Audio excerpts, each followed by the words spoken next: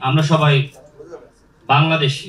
আমার কাছে মনে হয় যে জুলাই জাতীয় সনদে যে বিষয়টি নিয়ে আলোচনা করা হয়েছে যে আমরা কি আসলে বাঙালি নাকি বাংলাদেশী।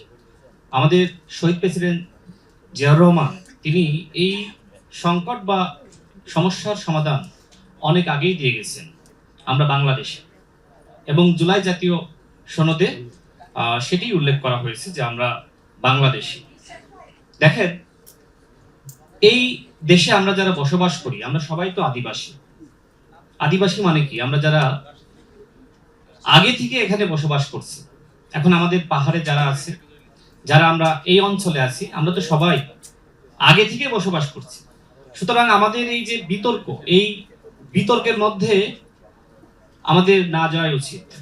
বরং আমাদের সংবিধানে যেটি মীমাংসিত ইস্যু এবং নতুন করে এটি নিয়ে আসলে বিতর্ক করার সুযোগ নাই।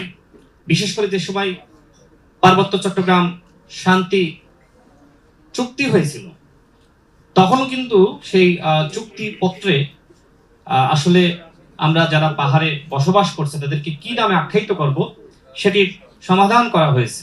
সুতরাং আমি মনে করি যে যারা পাহাড়ে, যারা সমতলে আমরা বসবাস করছি, আমাদের ভিতরে হয়তো ধর্ম এবং বর্ণের পার্থক্য থাকতে পারে, কিন্তু আমরা সবাই বাংলাদেশী এবং এই পরিচয়ে আমাদের সবার উচিত গর্ববোধ করা।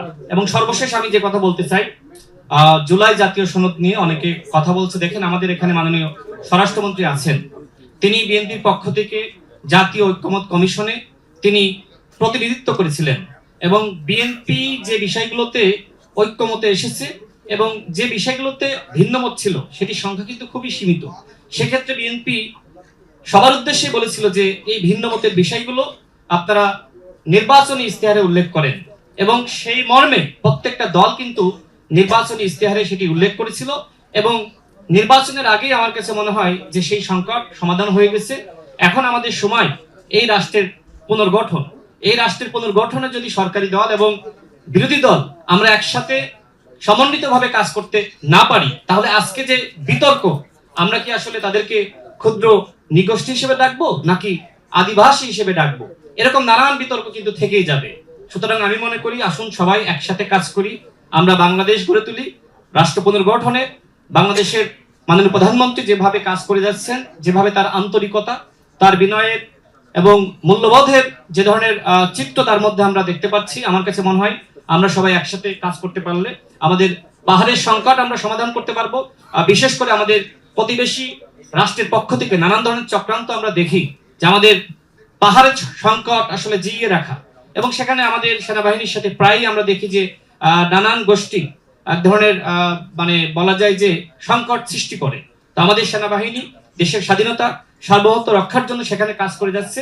ইনশাল্লাহ প্রতিবেশী যে কোনো রাষ্ট্র যদি মনে করে যে পাহাড়কে তারা উত্তাল করবে, পাহাড়কে নিয়ে চক্রান্ত করবে, সেই চক্রান্ত অতীতেও মোকাবেলা করা হয়েছে এবং আমাদের মাননীয় স্বরাষ্ট্রমন্ত্রী তিনি এর আগে দেখেছেন যে সেই মানে চট্টগ্রামে যে সংকট হচ্ছিল, বিশেষ করে জঙ্গল, একটি জঙ্গলকে কেন্দ্র করে, সেটিও কিন্তু তিনি সমাধান করেছেন। ইনশাল্লাহ যে কোনো সংকট বিএনপি সরকার মোকাবেলা করতে পারবে।